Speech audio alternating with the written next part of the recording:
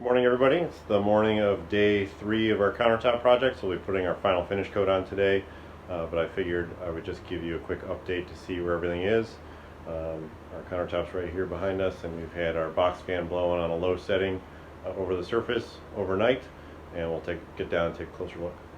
So starting at this end, again, here is our original satin finish with one coat. Here's our H2O satin finish with one coat. Here's our H2O satin finish over just the raw wood. And then on this strip here we have our urethane satin finish as well. Just to be a quick reminder, on this section of the wood we had our universal tongue sealer first. On this section we had our coat of our original sealer and finish first. And then over on this section we had our True Tone tongue oil, color infused tongue oil, applied a few different ways. Again, we had our pre-stain conditioner, 80 grit final sand, 120 grit final sand, and 220 grit final sand. Down at this very end we have our True Tone buff-in tongue oil finish over the end, and we'll just kind of get down and take a little closer look at all this. One thing to notice is there's very little difference between our original satin finish and our H2O satin finish. So once everything is dry, they are basically identical. I think if you put these two side by side, it'd be hard pressed to tell where the difference is. Also with that, the difference between the original sealer and finish sealed side and the universal tongue oil sealer sealed side are basically identical as well.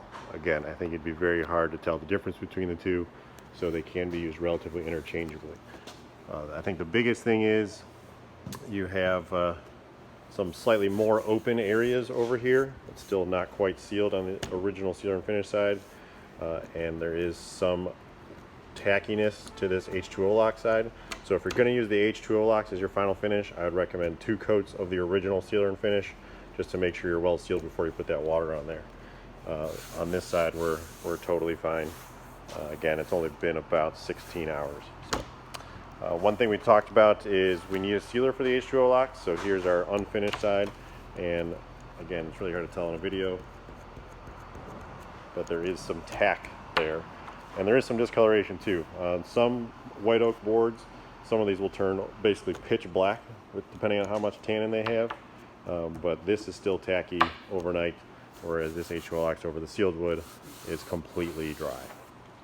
Here's our urethane. Compared to our original products, you do still have some of that richness from the oil, but it is definitely more of that neutral color coming through as opposed to that rich golden look. Again, there's no linseed oil, there's no tongue oil in the urethane, so it stays very neutral, still oil based, but it will also not yellow over time. We'll take a quick look at over our stains. Again, to amplify that last point, here's the urethane side. I think it looks a little cleaner of a gray. You still have some of that richness behind it, and again, you can kind of amplify that some with water popping your wood and sanding it to different grits if you want to get less of that brown coming through. We definitely have a little bit more of a golden hue over that gray with our original and our H2O products. And then over our True Tone, again, you still have an oil product, you still have some of that richness, but it's staying much more true to that gray color.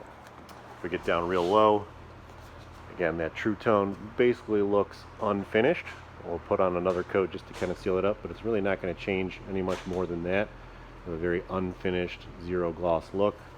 Our other finishes do have a slight sheen to them, as you can see that light reflecting ever so slightly. And this is our satin finish lineup, again, for the H2O, the original, and the urethane. You do have a slight sheen. It's very hard to display in a camera, but that's kind of showing you that light reflecting off the ceiling there is what you want to follow.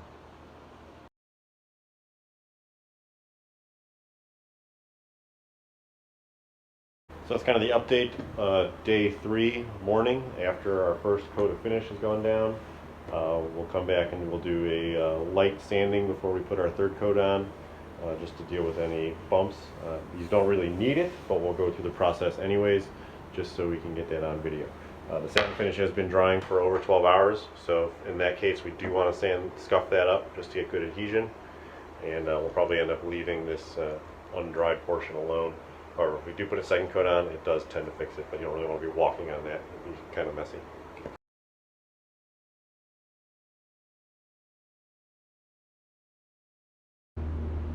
Good afternoon, everybody.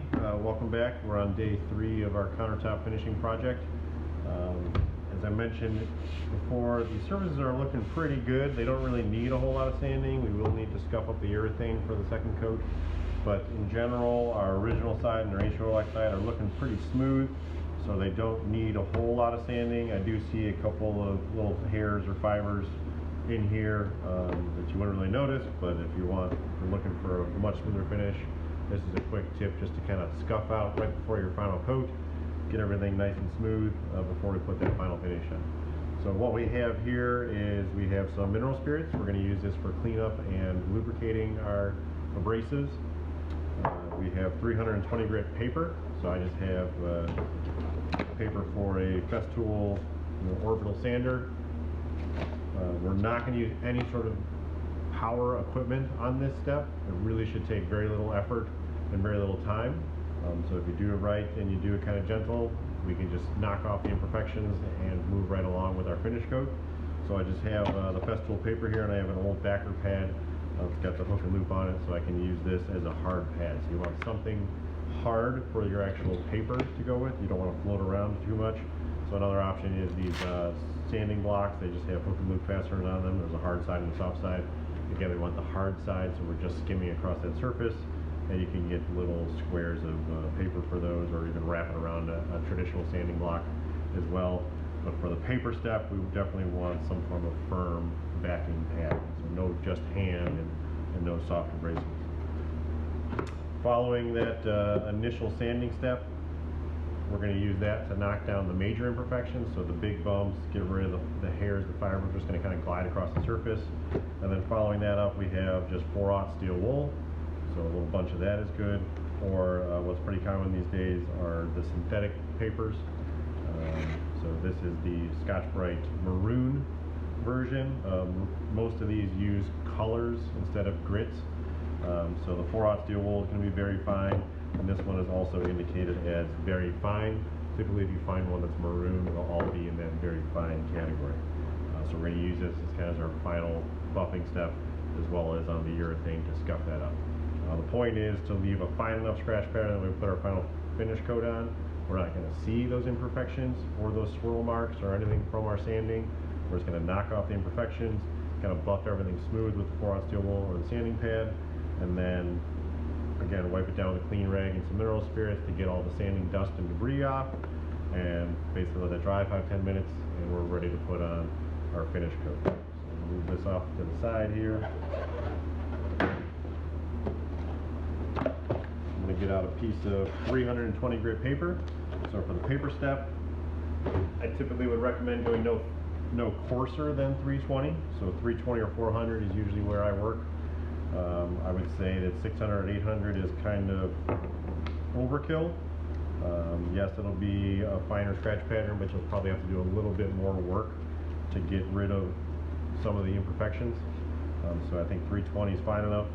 Again, we're not using a machine, we're not using anything mechanical, so it's not going to be super aggressive. We're just going to kind of glide over the surface. So 320 seems to be fine. Or that 400 is usually kind of the common recommendations. What I like to do is we just kind of sprinkle a little bit of paint thinner or mineral spirits. And we're going to use this kind of as a lubrication for our sanding. So we'll get a little puddle, and I'm not putting any pressure on it. And we're just kind of gliding over that surface. So the hard pad, the benefit of that is it's really just going to hit the high spots. So that's those fibers, that's those bumps, that's those pieces from your applicator. And again, this is really minor, basically no pressure whatsoever. It starts to feel a little dry, it's dripping a little. We'll put a little bit more thinner on there.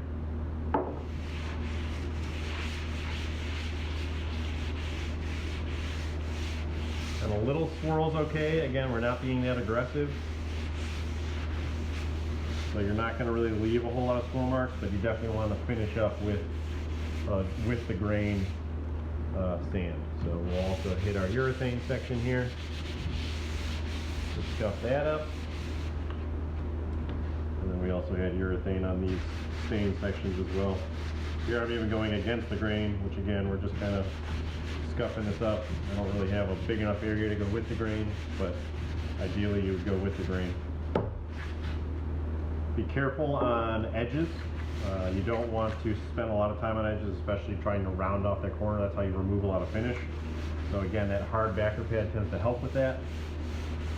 Keeps you kind of on that level surface on the top. You're not rounding off anything or sanding those edges more so than the surrounding area.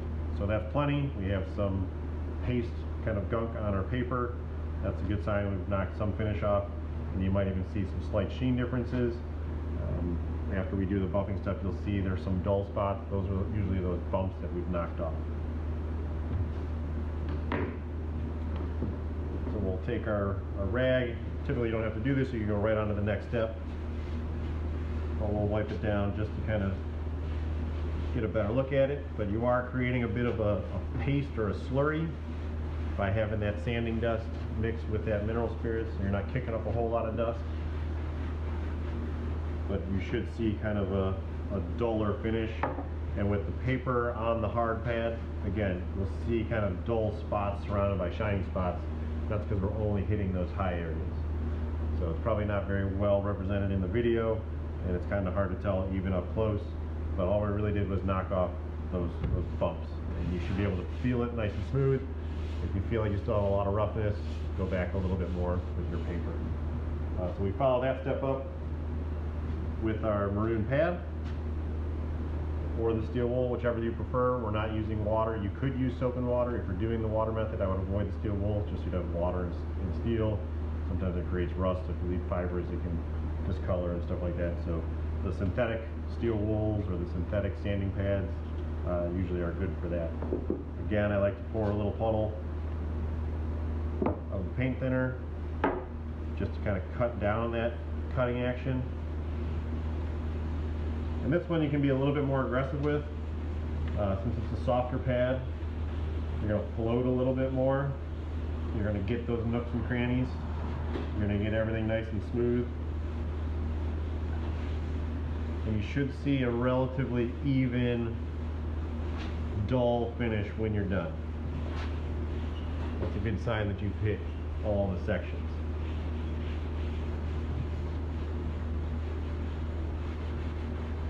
Again, we'll do our urethane sections here.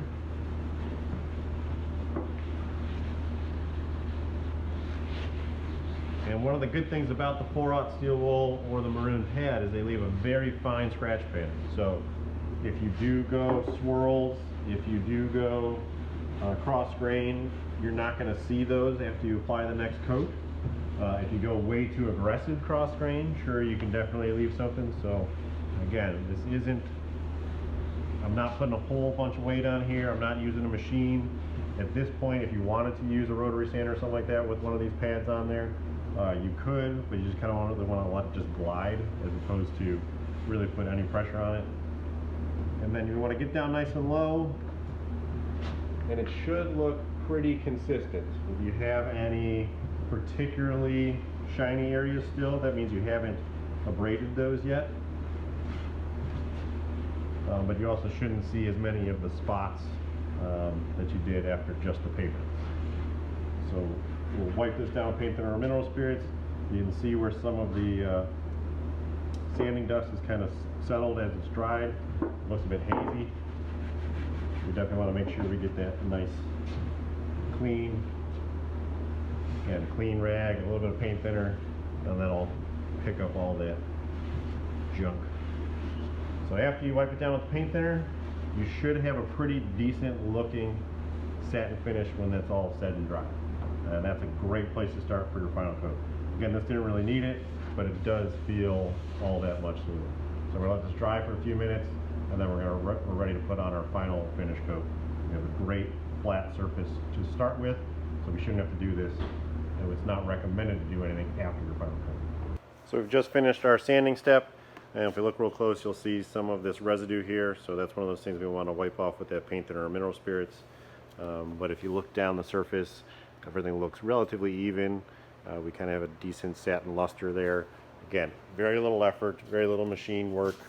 It should be avoided if possible, but we have an extremely smooth surface.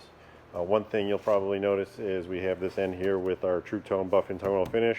We didn't sand this at all. Again, there's really no finish on this part of the wood, so there's nothing to sand. So this should never, if you're using the True Tone products or the buff end products, this should never ever be sanded if applied properly. So buff on, buff off the excess, and you got this, got an unfinished look. We'll put one final coat on there today, and we'll put one final coat of finish on the rest of the surface as well. I'm just going to wipe off some more of this dust, and we'll be ready to go.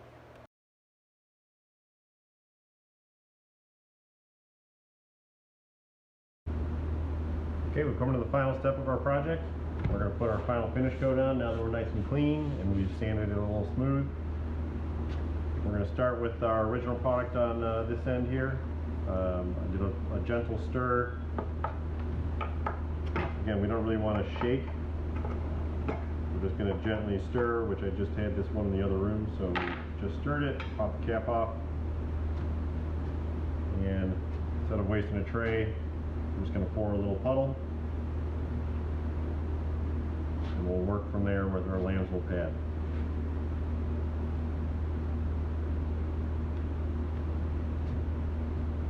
So again, with the original products and the H2O-Lox, the first step is kind of get the whole surface wetted out. Make sure you have a nice wet coat on there.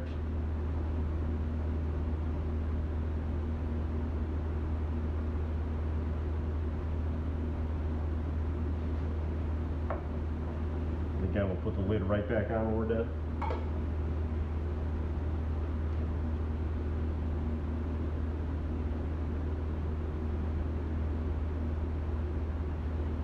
Get those edges real nice. Kind of smooth everything out by going the length of the piece. We'll look down low to make sure we got everything nice and wetted out. We haven't missed any spots. And again, we start at one end, just drag the applicator from one end to the other, and kind of repeat. That'll get rid of most of your bubbles, imperfections, anything like that. Again, you may see one or two here and there. Do not worry about it. 99% of the time they go away on their own, or they tend to settle into the grain and you won't ever really notice them. Very minor bumps will usually be knocked off with a day or two of regular use, just because they're sitting on the surface. They kind of pop right off, and then the Waterlox polishes itself back out basically. So don't worry too much about every single bump. We'll rinse that properly, we'll store it away, or let it dry thoroughly before exposing it. So next we'll move right on into our H2O-Lox satin finish. Again, we're using the pad type applicator for that. A gentle few turns just to stir it up. Typically, again, you want to let it settle for a few minutes just for some of those bubbles to break, but it tends to not be much of a problem. So with this, again, we're pouring a nice healthy puddle. Take our pad, and the hardest part is usually just getting that pad wetted out.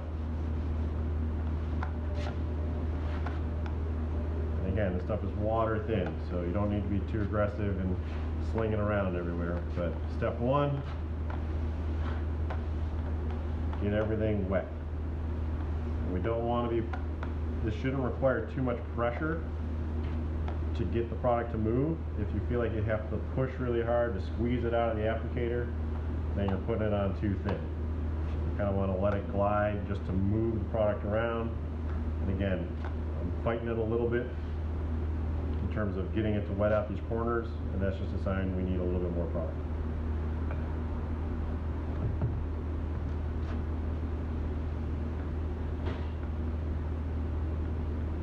These corners are always tricky, but typically you don't have a corner in the middle of your countertop. But again, wet out the whole surface. Another benefit of the H2O-Lox is that chocolate milky color, because that tends to show you pretty evidently where you've missed. Now we got everything nice and wet. We just take our applicator, no pressure on it. We're just dragging it from one end to the other. And with this wide applicator, that's a whole 2 passes. Tap your edges. Again, this is water thin, so I have a rag nearby to catch those runs or drips, especially with the water base. And then we'll wait as that water evaporates. Again, you can rinse this in soap and water and reuse it, hang it to dry. Just want to make sure it's not sopping wet before you go to use it the next time. A little bit of water is okay. We got water in the formulation, but you don't want it to be sopping wet.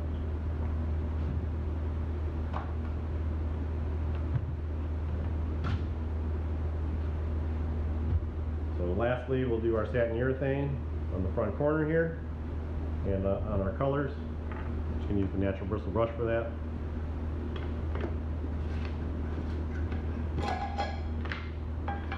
So we'll open that and stir it. We'll take our China bristle brush. Again, it's a small project, so we're just going to work right out of this can. It's mostly empty. First things first, as with the other 2 products, we're going to wet out our surface.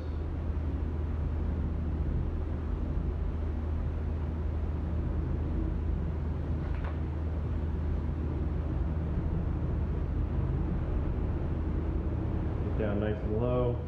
Look a little thin on the edge here.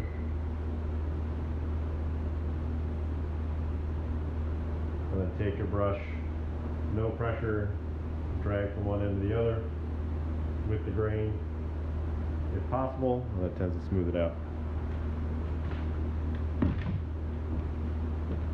Touch up our smaller areas here for a color comparison.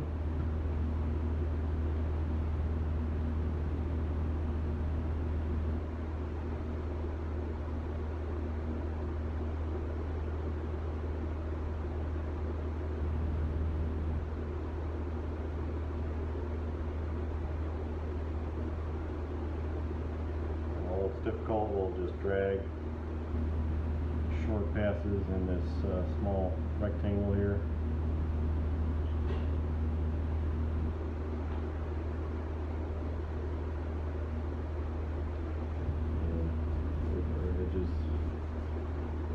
And that's it for the satin finish. Just like our original product, we're using a brush. You could have done the same for the original. You could use the same pad for the urethane. Both those methods work fine. Again, with all 3 products, you just kind of want to wet out your surface well, and then we're going to just align everything with a quick drag of the brush from one end to the other.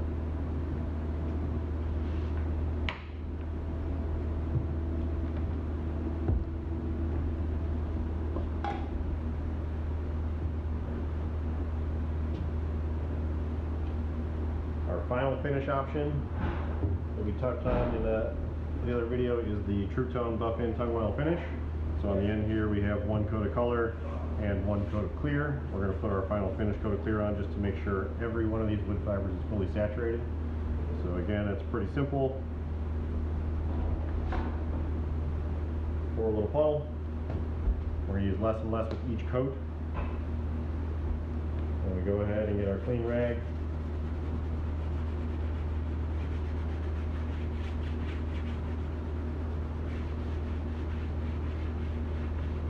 Rub that in.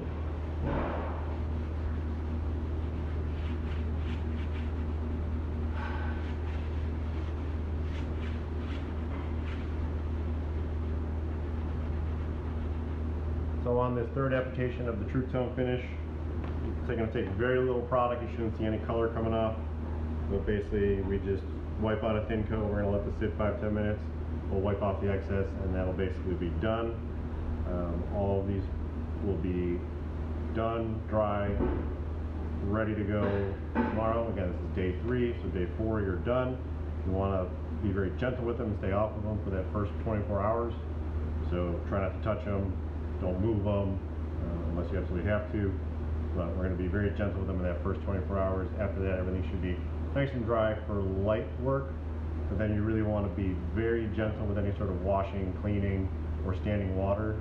Be very vigilant with it for the first 7 days. After that, you're ready to go. So that concludes our countertop project.